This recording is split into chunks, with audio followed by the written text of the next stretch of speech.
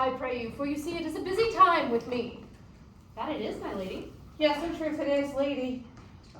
What is it? Goodman Burgess speaks a little off the matter. A wise, an old man, my lady, and his wits are not so blunt as God help I would desire they were, but as honest as the skin between his brows. Yes, I thank God. I am as honest as any man alive who is an old man and no honester than I. Comparisons are odorous. Palabras, neighbor Burgess. Neighbors, you are tedious. Truly? Well, if I were as tedious as a king, I could find it in my heart to bestow it all upon your worship. All thy tediousness on me, eh? Yea, and 'twere 1,000 pound more than 'tis, for I hear as good an exclamation of your name as of anyone in the city, and though I am a poor woman, I am glad to hear it. And so am I. I would fain know what you have to say. Oh, marry, my lady, our watch tonight, accepting your worship's presence, attained a couple of as errant knaves as any in Messina. A good old man, my lady, and he will be talking. As they say, when the age is in, the wit is out. Oh, well said in faith, neighbor Burgess. And two men ride of a horse, one must ride behind. God help us, it is a world to see. All men are not alike, alas, good neighbor. Indeed, neighbor, he comes too short of you. Gifts that God gives. I must leave you. Married lady, our watch have indeed comprehended 2 auspicious persons, and we would fain have them examined for this morning before your worship. Take their examinations yourselves and bring it me. I am now in much haste, as it may appear unto you. It shall be suffigance. Drink some wine ere you go. Fare you well. Sister, they say for you to give your daughter to her husband. We will wait upon them. I am ready. Go, good partner, go. Get you to Francis Seacole. Bid him bring his pen and inkhorn and meet us at the jail. We are now to examination these men. We are to do it wisely. We will spare no wit. Here's that shall drive some of them to a nun's home. Only get the learned writer to set down our excommunication and meet me at the jail. Come, Friar Francis, only to the plain form of marriage, and you shall recount their particular duties afterwards. Come you hither, Count, to marry this lady? No. To be married to her. You come to marry her, Friar. Come you hither, lady, to be married to this Count? I do. If either of you know any inward impediment why you should not be conjoined, I charge you on your souls to utter it. Know you any, hero? None, my lord. Know you any, Count? I dare make his answer. None. What men dare do, what men may do, what men daily do, not knowing what they do. Stand ye by, friar. Mother, by your leave, and with free and unconstrained soul, will you give me this maid, your daughter? As freely, son, as God did give her me. And what have I to give you back, whose worth may counterpoise this rich and precious gift? Nothing, unless you render her again. Sweet prince, you learn me noble thankfulness. There, Leonardo, take her back again. Give not this rotten orange to your friend. She is but the sign and semblance of her honor. Oh, what authority and show of truth can cunning sin cover itself withal? Comes not this blood as modest evidence to witness simple virtue? Would you not swear, all you that see her, that you were made by these exterior shows? But she is none.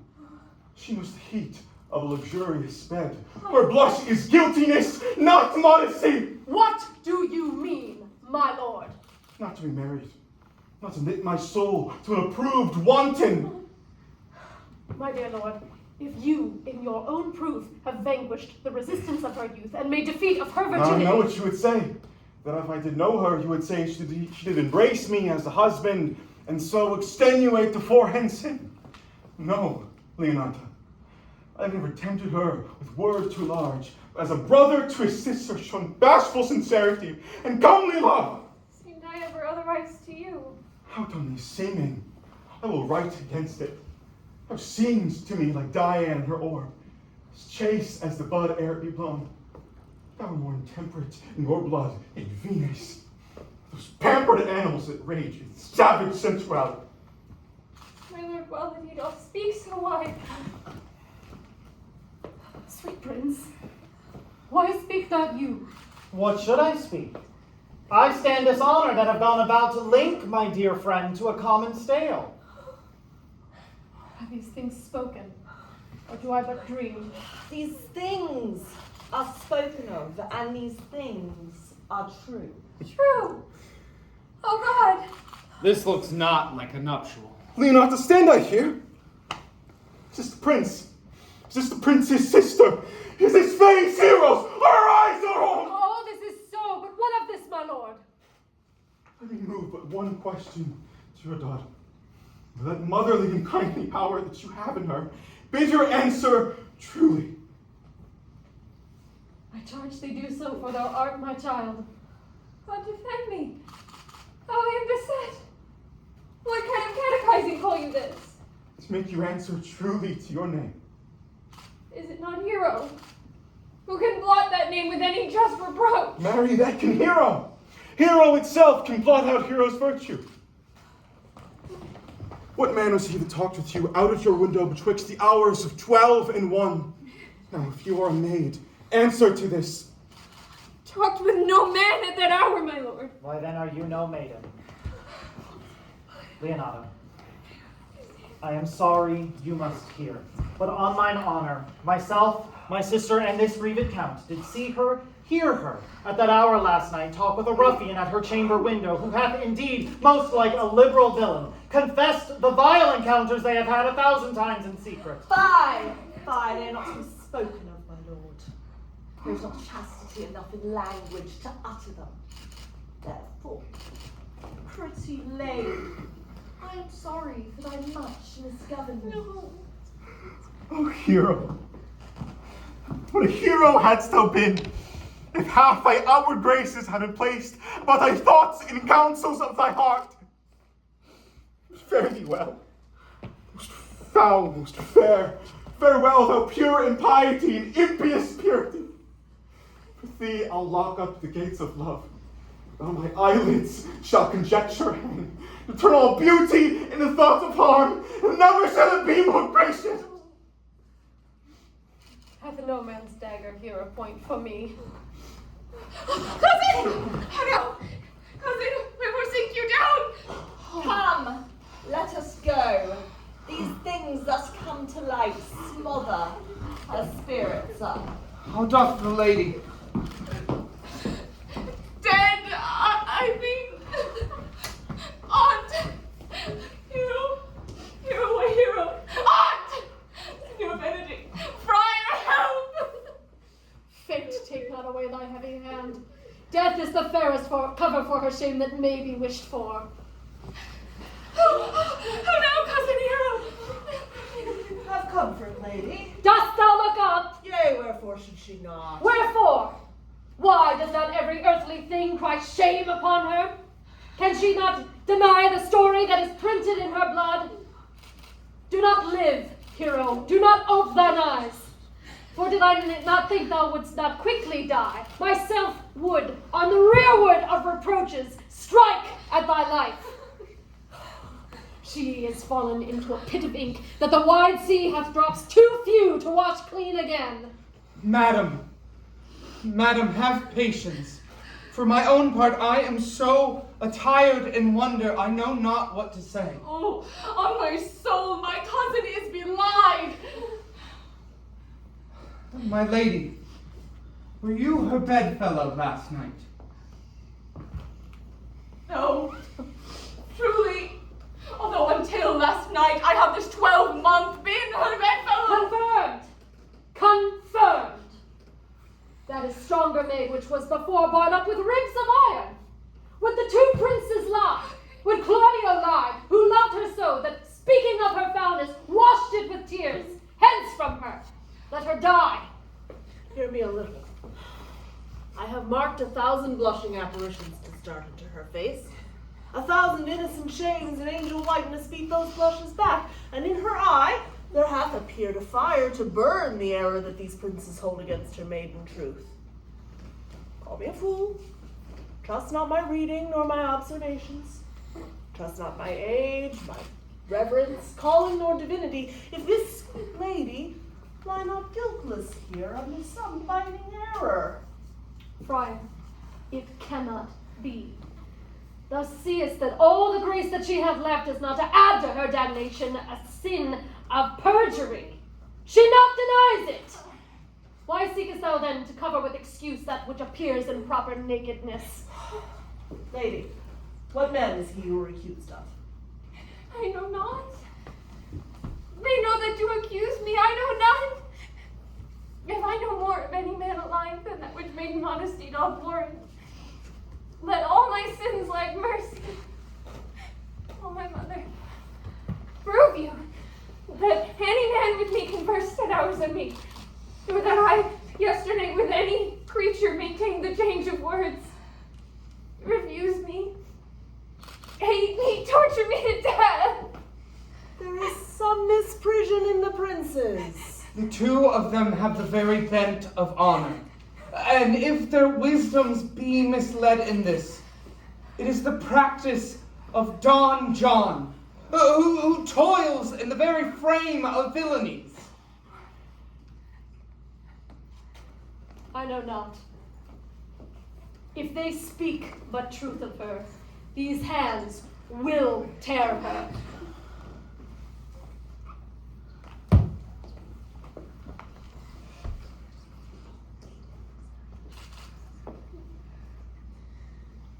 They wrong her honor. The proudest of them shall well hear of it. Time has not so dried up this blood of mine, nor age so eat of my invention. But they shall find awaked in such a kind both strength of limb and policy of mind, ability in means and strength of friends, to quit me of them thoroughly. Pause a while and let my counsel sway you in this case. Your daughter here the princes left for dead. Let her a while be secretly kept in and publish it that she is dead indeed. Maintain a mourning ostentation, and on your family's old monument hang mournful epitaphs, and do all rites that appertain unto a burial. What will become of this? What will this do? Mary, this well carried shall on her behalf change slander to remorse. That is some good.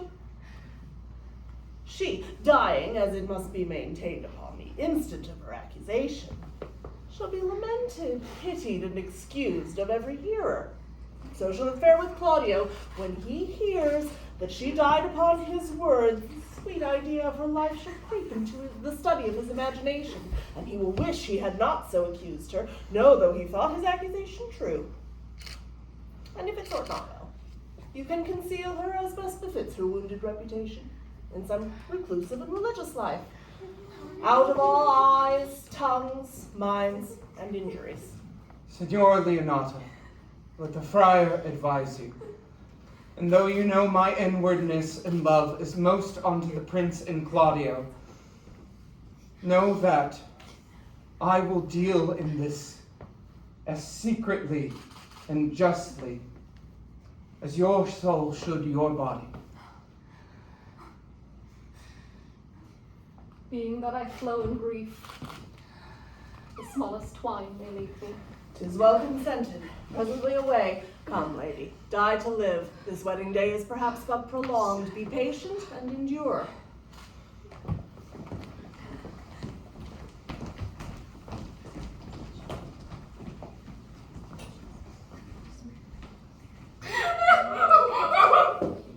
Have you wept all this while, Beatrice? Yea, and I will weep a while longer. I would not desire that. Oh, you have no reason. I do it freely. Surely I do believe your fair cousin is wrong.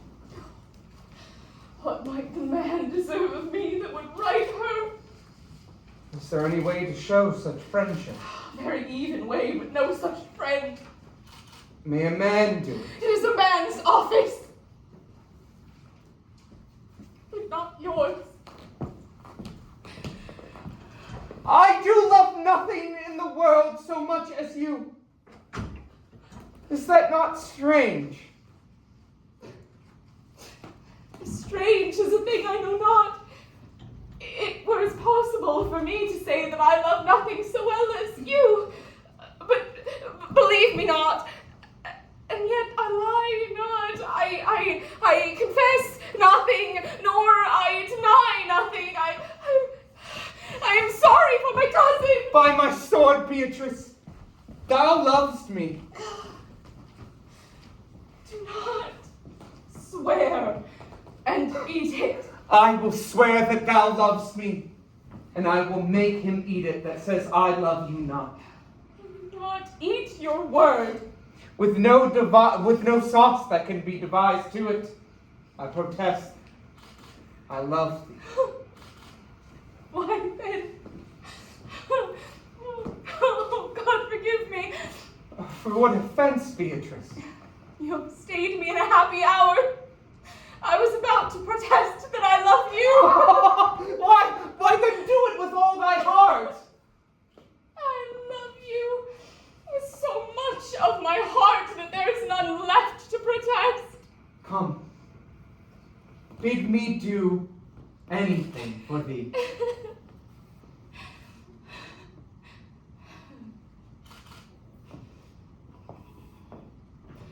Kill Claudio. Not for the wide world. You kill me to deny it, fare you well. Tarry, Beatrice! I am gone, though I am here.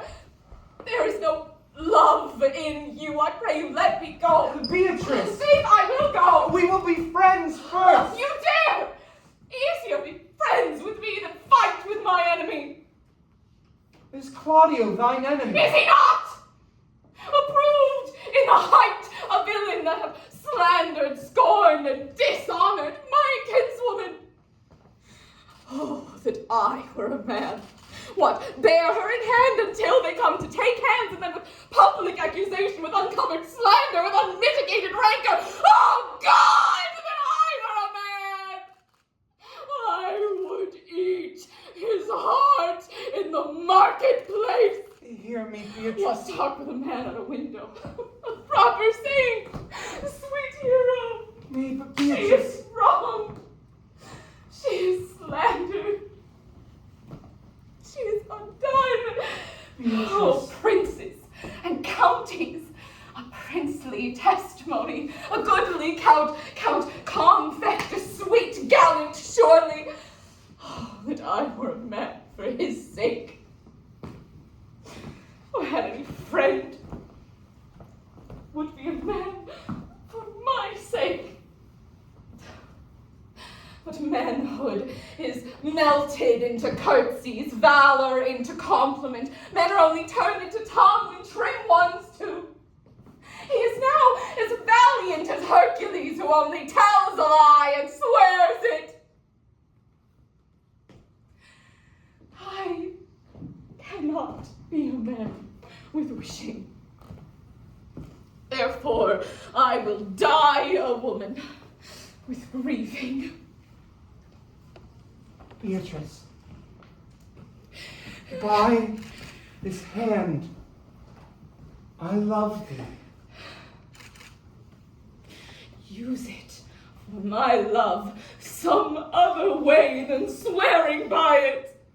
Do you think, in your soul, Claudio hath wronged Hero?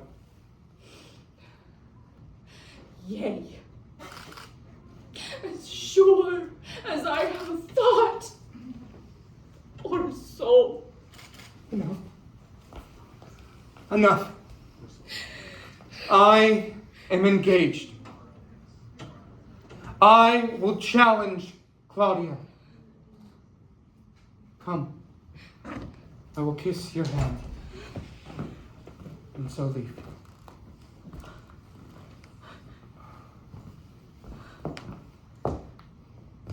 By this hand, Claudio shall render me a dear account.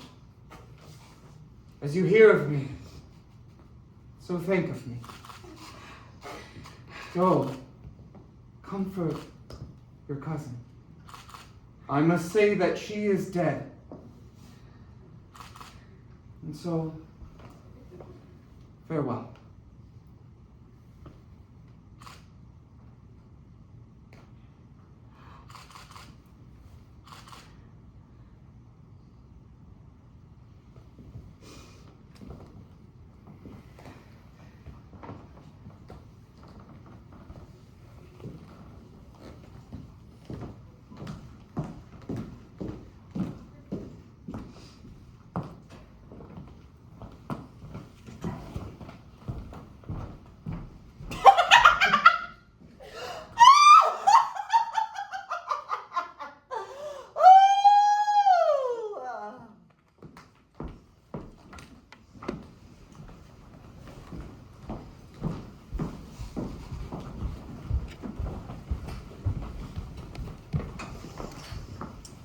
Is our whole assembly up here?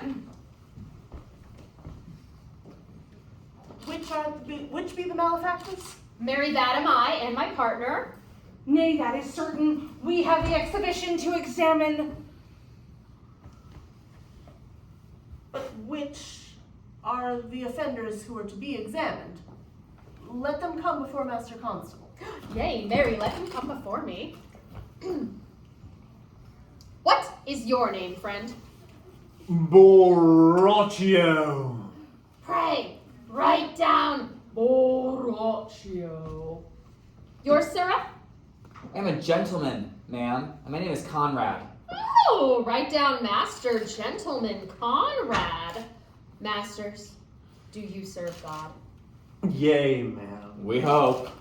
Write down that they hope they serve God. Oh, write God first, for God defend, but God should go before such villains. Masters, I say to you, it is thought that you are little better than false knaves, and it shall be proved upon by good witness. How answer you for yourselves? Marry, ma'am, we say we are none. Oh, a marvelous witty fellow, but I will go about with him. Sarah, a word in your ear.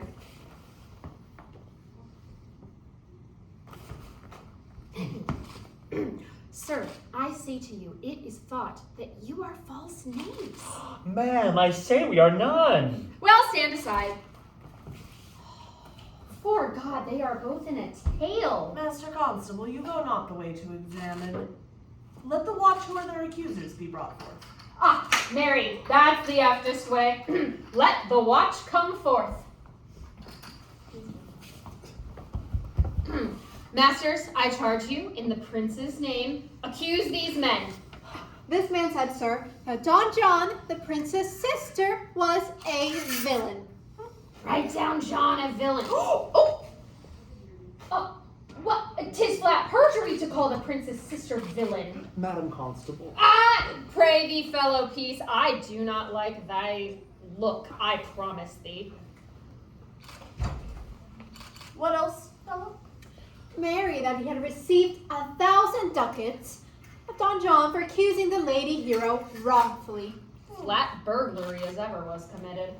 What heard you him say else? And that Count Claudio did mean, upon his words, to disgrace Hero and not marry her before the whole assembly.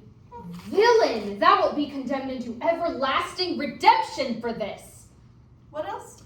This is all. And this, masters, is more than you can deny. This very morning was Don John secretly stolen away. Hero was in this manner accused, in this very manner refused, and upon the grief of it suddenly died. Master Constable, let these men be bound and brought to Leonata's. I will go before and show her the results of their examination. Come, let them be opinioned. Let them be in the hands. Off, coxcomb! That's my life. Where's the sexton? Right, I let him write down the prince's officer, coxcomb. Come, bind them. Thou naughty varlet. Away! You are an ass! You are an ass!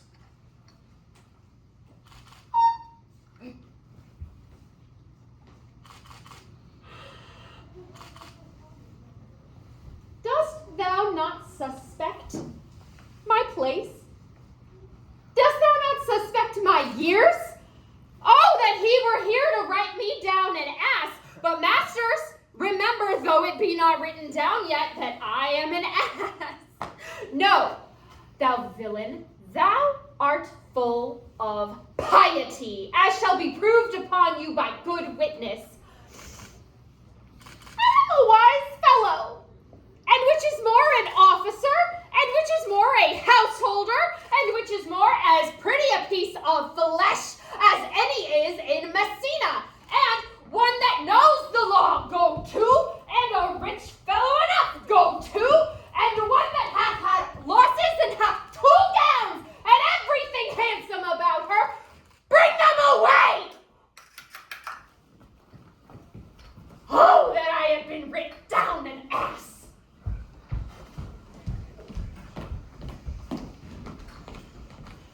If you go on thus, you will kill yourself. And 'tis no wisdom thus to second grief upon yourself. I pray thee cease thy counsel, which falls into mine ears as profitless as water in a sieve.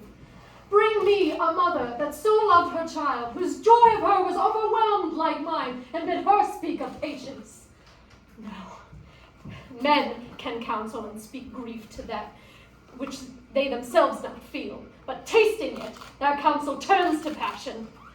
No, 'tis all men's office to speak patience to those that wring under the load of sorrow, but no man's virtue nor sufficiency to be so moral when he should bear the like himself. Therefore give me no counsel. My griefs cry louder than advertisement. Therein do men and children nothing differ. I pray thee peace. I will be flesh and blood. For there was never yet philosopher who could endure the toothache patiently. Yet bend not all harm upon yourself. Let those that do offend you suffer too. There thou speakest reason. Nay, I will do so. My soul doth tell me Hero is belied, and this shall Claudio know. So shall the prince and all who thus dishonor her.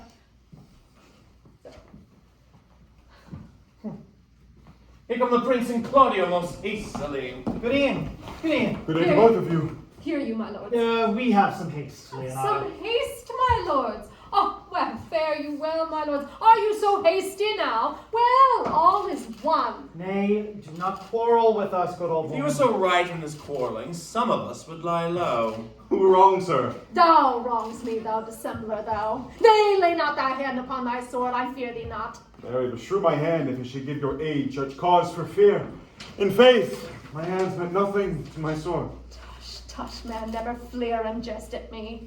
Know, Claudio, that thou hast so wronged mine innocent child and me, that I am forced to lay my reverence by, and with grey hairs and bruise of many days do challenge thee to a trial of man.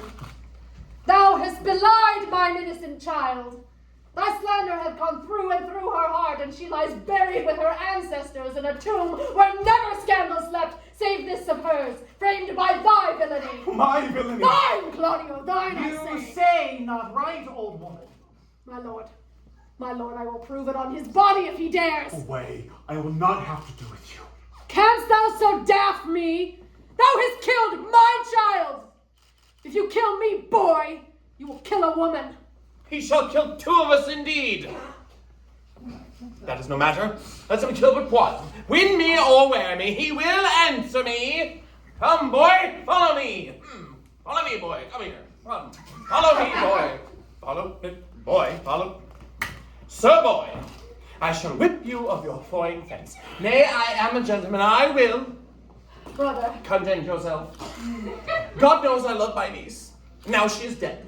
Slandered to death by villains that dare to answer to men indeed, as I grab a serpent by the tongue. Boys, apes, braggarts, jacks, milksops. Brother Anthony. Hold your content.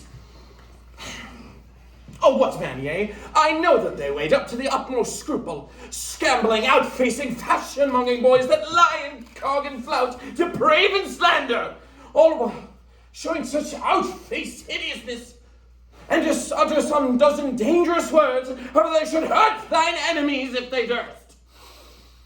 But that is all. But Brother Anthony. Come, 'tis no matter. Why do you meddle? Let me deal in this. Gentles, both. We will not wake your patience. My heart is sorry for your daughter's death. But, on my honor, she was charged with nothing but what was true and very full of proof. My lord, my lord. I will not hear you. No. Come, brother, away. I will be heard. So it shall. Will some of us be smart for it? See, here was the man we went to seek. How now, Signor? What news? Good day, my lord. Oh, welcome, Signor. You are come almost apart, almost a fray. We'd like to have had our two noses snapped off by two old ones without teeth. Leonata and her brother. What thinkst thou? Had we fought, I doubt not we should have been too young for them. In a false quarrel, there can be no true valor. I came to seek you both. We've been up and down to seek thee, but thou use thy wit. It is in my scabbard. Shall I draw it? Dost thou wear thy wit by thy side? Never any did so, yet very many have been beside their wit. I will bid thee draw, as we do the minstrels draw to pleasure us. As I am an honest man, he looks pale. What, art thou sick or angry? What? Courage, man. Though care kill the cat, thou hast mentally enough to kill care. Sir, I shall meet your wit in the career, and you charge it against me. I pray thee, choose another subject. Maybe give him another staff. This last was broke cross. By this light, he changes more and more. I think he be angry indeed. He knows how to turn his girdle. Sir, may I speak a word in your ear? God bless me from a challenge. You are a villain. I jest not. I will make good with how you dare, and with what you dare, and when you dare. Do right by me, or I will protest your cowardice. You have killed a sweet lady, and her death will fall heavy on you. Come, I must hear from you. Well, I will meet you, so may have good cheer. I will tell thee how Beatrice praised thy wit the other day. I said thou hadst a fine wit. True, said she. Fine little one. No, said I, a great wit. Right, said she. A great gross one. Nay, said I, a good wit. Just, said she. Hurts nobody. Nay, said I, the gentleman is wise. Certain, said she. A wise gentleman. Nay, said I, he hath the tongues.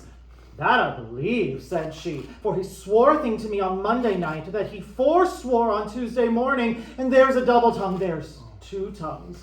Thus did she an hour together transshape thy particular virtues. Yet at the last she concluded, with a sigh, thou wast the properest man in Italy. Oh, for the which she wept heartily and said, she cared not. Very well, boy. You know my mind. I will leave you in your gossip-like humor. You break jest as braggarts do their blades, which, God be thanked, hurt not. My lord, for your many courtesies, I thank you. I must discontinue your company. Huh? Your sister has fled Messina. You have among you killed a sweet and innocent lady, for my Lord Blackbeard there. He and I will meet. Until then, peace be with him. He is an earnest. The most profound, Ernest. I warrant you with the love of Beatrice. And hath challenged thee? Most sincerely. Oh, what a pretty thing man is when he leaves off his wit. And then he's a giant to an ape. But then is an ape a doctor to such a man. But soft you, let me be. Pluck up my heart and be sad. Did he not say my sister was fled? Yeah. Come you, sir! If justice cannot tame you, she shall ne'er weigh more reasons in her balance. Nay, and you be a cursing hypocrite once, you must be looked to. How now, two of my sister's men bound, Baraccio one. Hearken after offense, my lord. Officers, what offense have these men done? Oh, marry, sir, they have spoken untruths. Moreover, they have committed false report.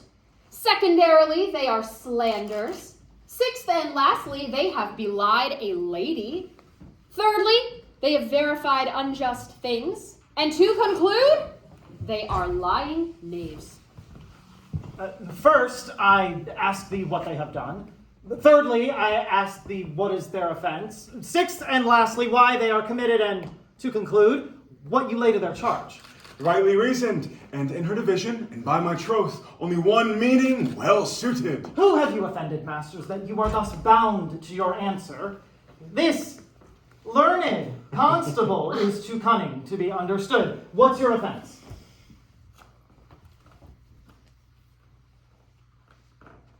Sweet prince, let me go no farther to my answer, for I have deceived you in your very eyes. What your wisdoms could not discover, these shallow fools have brought to light, who in the night overheard me confessing to this man how Don John, your sister, incensed me to slander Hero, how you were brought into the orchard and saw me court Margaret in Hero's garments, how you disgraced her when you should marry her. My villainy they have upon record, which I would rather seal with my death than repeat over to my shame. The lady is dead upon mine and my master's false accusations, and briefly I desire nothing more than the reward of a villain. Runs not this speech like iron through your blood? I have drunk poison while he's uttered it. Did my sister set thee onto this? Yea, and paid me richly for the practice of it. She is composed and framed of treachery, and fled she is upon this villainy. Sweet Hero, how the image doth appear in the rare semblance I loved it first. Come, bring away the plaintiffs. By now our sexton hath reformed Lady Leonata of the matter. And masters, do not forget to specify when time and place will serve that I am an ass. Here comes the Lady Leonata and the sexton too. Which is the villain? Let me see his eyes, that when I note another man like him, I may avoid him. Which of these is he? If you know your wronger, look on me. Art thou the knave that with thy breath has killed mine innocent child? Yea, even I alone. No, not so, villain, thou beliest thyself. Here stand a pair of honorable men. A third has fled that had a hand in it. I thank you, princes, for my daughter's death. Recorded with your high and worthy deeds. 'Twas bravely done, if you but think you of it. I know not how to pray your patience, yet I must speak. Choose to revenge yourself. Impose me to what penance your invention can lay upon my sin. Yet sinned I not, but in mistaking. By my soul, nor I. And yet to satisfy this good woman, I would bend under any heavy weight that she'll enjoin me to. I cannot bid you bid my daughter live. That were impossible. But I beg you both, possess the people in Messina here how innocent she died. And if your love can labor aught in sad invention, hang an epitaph at her tomb and sing it to her bones. Sing it tonight.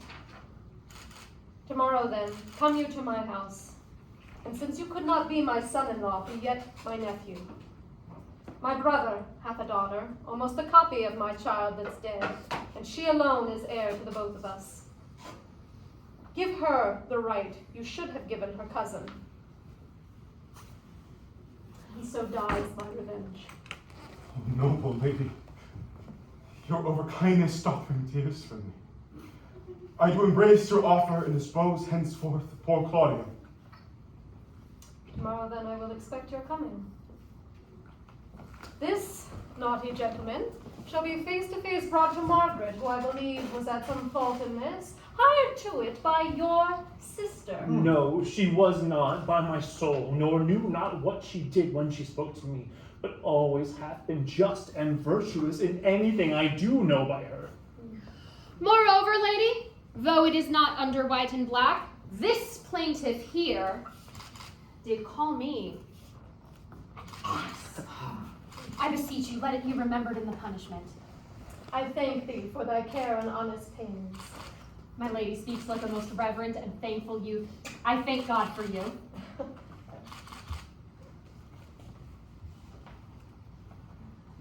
Oh. Here, for thy pains. Oh, God save the foundation. Go. I discharge thee of thy prisoners. Fare you well. I leave an errant knave with your worship, which I beseech your worship to punish for the example of others. God keep your worship. I wish your worship well.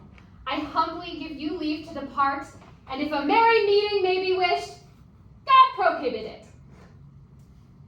Come, neighbor.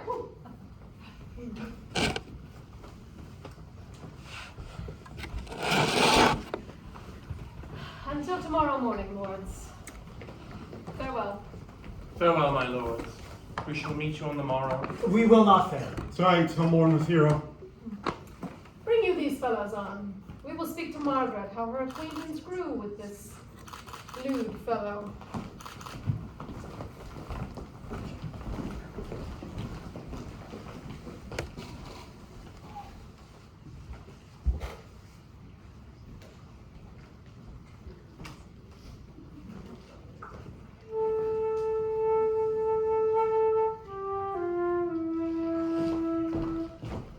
Is this the monument of Leonata?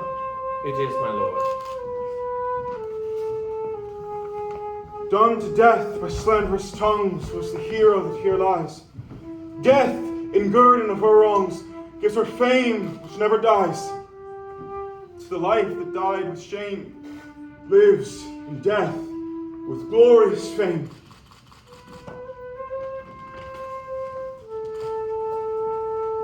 Hang thou there upon the tomb, praising her when I am done.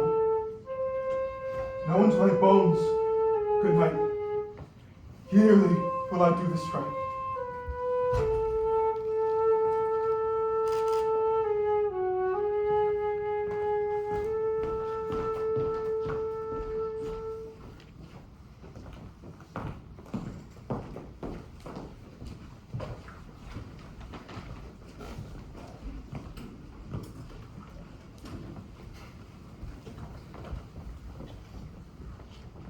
Mistress Margaret, do right by my hand by helping me to the speech of Beatrice. Will you then write a sonnet in praise of my beauty? In so high a style, Margaret, that no man living shall come over it, for in comely truth, thou deserve it. To have no man come over me? Why? Shall I always keep below stairs? Your wit is as quick as the greyhound's mouth. It catches. And yours as sharp as a fencer's foil, which hit but hurt not. A most manly wit, Margaret. It will not hurt a woman, and therefore call Beatrice. I'll give thee the bucklers. Give us the swords. We have bucklers of our own. If you use them, you must put in the pikes with a vice, for they are dangerous weapons for maids. Very well, I shall call Beatrice to you, who I think Catholics. And therefore will come. The God of love that sits above and so knows me and so knows me.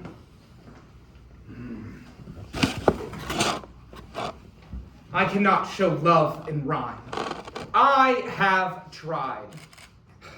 I can find no rhyme for lady, but baby, an innocent rhyme. For scorn, horn, a hard rhyme. And for fool, school, a babbling rhyme, many ominous endings. No, I was not born under a rhyming planet, nor can I woo under festival terms. Oh, Lady Beatrice, dost thou come when I call thee? Yea, and will depart when you bid me. Oh, but stay till then. Oh, then is spoken. Very well now. And yet, ere I go, let me go with that I came, which is knowing what hath passed between you and Claudio. Only foul words, and thereupon I shall kiss thee. Foul words is but foul wind, and foul wind is but foul breath, and foul breath is noisome. Therefore, I shall depart unkissed. Thou hast frightened him out of his right sense. So forceful is thy wit. But I will tell thee plainly, Claudio must undergo my challenge. I will either hear from him shortly, or protest him a coward. Now tell me, for which of my bad parts did thou first fall in love? Oh, for all of them together, which maintained so politic a state of evil, they would not allow any good part to intermingle with them. But for which of my good parts did you first suffer love for me? Suffer love? Well, I do suffer love indeed, for I love thee against my will. In spite of your heart, I think. Alas, poor heart. If you spite it for my sake, I'll spite it for yours, for I shall never love that which my friend hates. Oh, you and I are too wise to woo peacefully. It appears not in this confession. There was never once a wise man among 20 who would praise himself. An old instance, Beatrice, that lived in the time of good neighbors. A man, if he do not erect his tomb in his time, he lives no longer in monument than the bell rings or the widow weeps.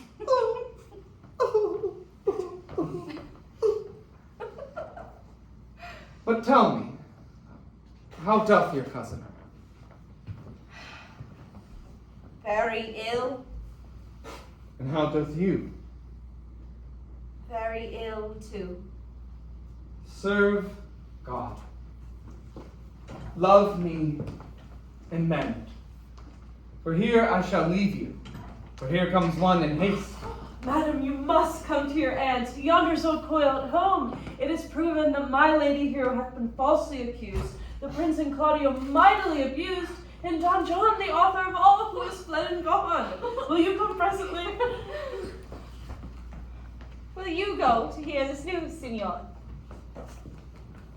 I will live in thy heart, die in thy lap, and be buried in thine eyes.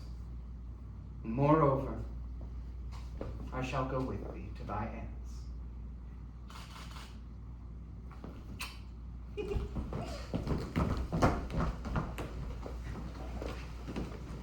Did I not tell you she was innocent?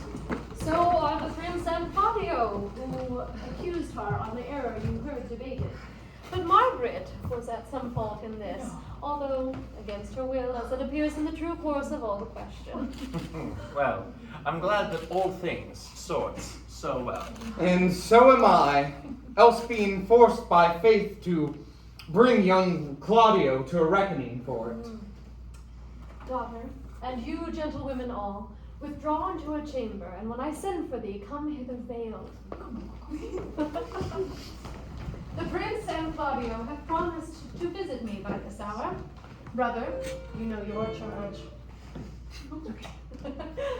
You are to play father to your sister's daughter and give her to Count Claudio. Which I shall do with confirmed countenance. Friar, I must entreat your pains, I think. To do what, Signor? To bind me, or undo me, one of them. Signora Leonata, a truth it is, good Signora, that your niece regards me with an eye of favor.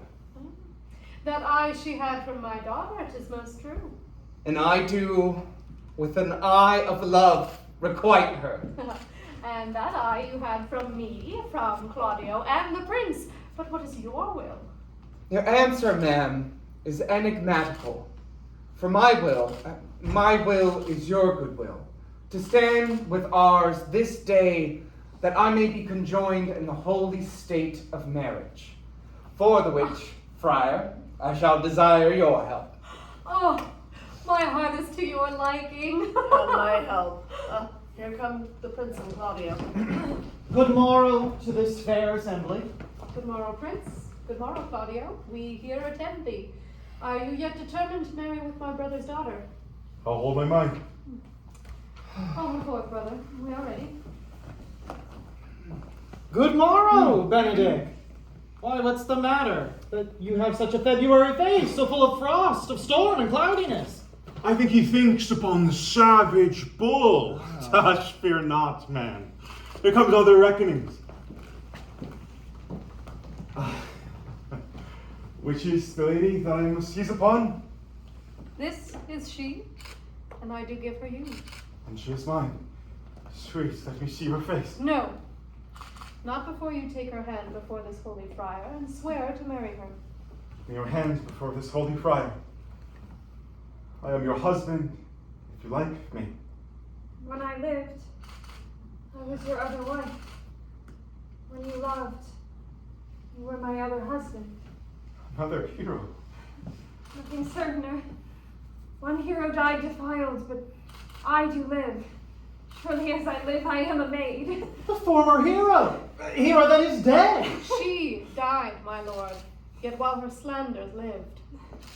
All this amazement can I qualify when, after that the marriage rites are ended, I will largely tell of fair hero's death. Meanwhile, let wonders seem familiar, and let us presently to the chapel. Soft and fair, friar. Which is Beatrice? I answer to that name. What is your will? Why don't you love me?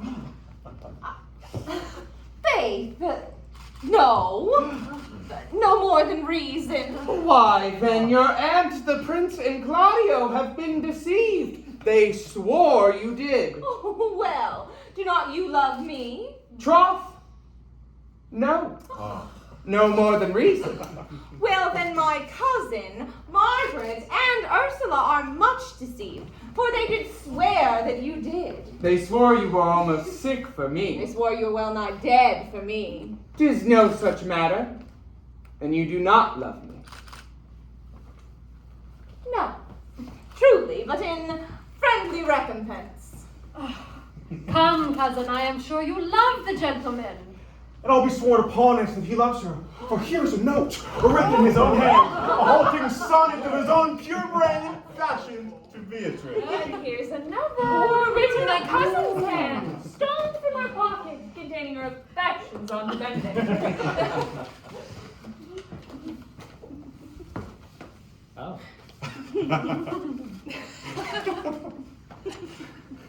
A miracle. Our own hands against our hearts. Come, I will have thee. For by this light I'll take thee for pity. Oh, well, I would not deny you, but by this good day I yield upon great persuasion, and partly to save your life, for I was told that you were in a consumption. Peace! I will stop thy mouth.